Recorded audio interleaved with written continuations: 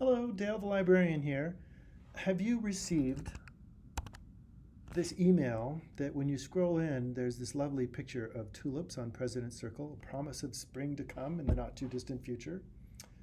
This is the faculty interest survey, and you can, this red link right here will send you to an array of questions. And so I wanted to go through the survey and say, how do you make an informed decision?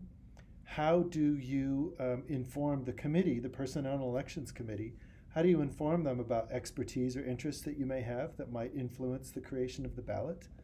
And how do you figure out like what the committee work is like, or do you have specific questions? Well, I'm here to answer those things. So in the survey, when you first put your information in there, like your unit and your name, whether you're career line, tenure line, tenured, that sort of thing, when you get past those first initial bits, you will get into two different survey lines. One will be Senate committees, one will be university committees. Not to be dull, but university committees are the ballot is prepared by the Personnel and Elections Committee and sent to the president, who makes an informed appointment.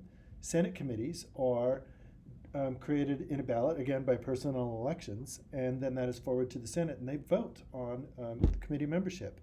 But a lot of it is determined by policy. So committees in the past have been created, but we want to make sure that there's equal participation from throughout campus. How do we figure out all that stuff? First of all, if you go to academic-senate-utah.edu, you can either click on this committees link or just scroll down the page a couple more inches, and you can see a list of university committees and Senate committees. So for example, on the survey, if you're interested in the advisory committee on equity, diversity, and inclusion, you can go to that right here, and you can cruise all the other committees too and say, oh, I don't know if I'm interested in this one or that one. And you can see a few things that will inform your decision, but you'll also have the opportunity to ask questions. First one is the same description that's on the ballot. The next one is how is membership derived? Oftentimes it's written by policy, and then here's our policy quote and link if you want to read further into policy. There is a brief on powers and duties. The meeting schedule, I would say this is pretty reliable, but I think the most reliable one, especially since the pandemic, has made some meetings online, and we're still kind of at 50-50 in the negotiating online versus in person. The evidence suggests, I don't know that firsthand, you can see everyone who's on the committee. And you can reach out to them. Is it somebody that's a peer in your college or it's a colleague that you know? Reach out to them. Do you want to find out who the chair is? Do you want to talk to somebody who's also career line or tenure line or tenured? You can reach out to these people and ask them specific questions. They're all on the committee and they're all part of a service at the University of Utah. Second thing that I want to talk to you about is when you do pick something, when you feel confident that you are interested in a committee, you just check it on the survey.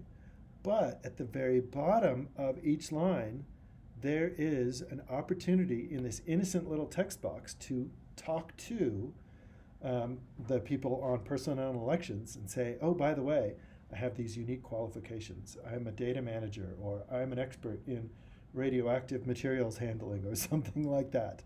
Whatever's related to that committee, it would be helpful to know, do you have a particular interest or background that we should know about that? Second thing is it's great to put your preferences too. What's the one that you would love to be on, but your second string and third string questions are also, it's nice to put people on committees that they want to be on. Lastly, do you have any questions? The survey runs February 6th through the beginning of March. Write to me. I'm the chair of the Personnel and Elections Committee, and I would be happy to answer your questions. Thank you.